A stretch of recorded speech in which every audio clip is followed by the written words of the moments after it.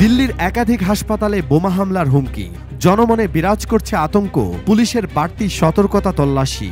ভারতী স্কুলে বোমা হামলার হুমকির পর আজ 14 মে সকালে দীপচাঁদ বন্ধু হাসপাতাল, দাদা দেব হাসপাতাল, হেডগেওয়ার হাসপাতাল এবং গুরু তেগ বাহাদুর হাসপাতাল সহ দিল্লির বেশ কয়েকটি হাসপাতালে বোমা হামলার হুমকি আসে। এই ঘটনাটি 12 মে ইন্দিরা গান্ধী ইন্টারন্যাশনাল বিমানবন্দরের একটি অজ্ঞাত অ্যাকাউন্ট থেকে ইমেইলের মাধ্যমে প্রাপ্ত হুমকির অনুরূপ। ইমেইলে একটি বিস্ফোরক ডিভাইসের কথা উল্লেখ করা হয়। হুমকিগুলো একের পর এক সরকারি হাসপাতালগুলোতে প্রদান করা হচ্ছে, যার মধ্যে বুরারি সরকারি হাসপাতাল এবং মঙ্গলপুরীর সঞ্জয় গান্ধী হাসপাতালও রয়েছে।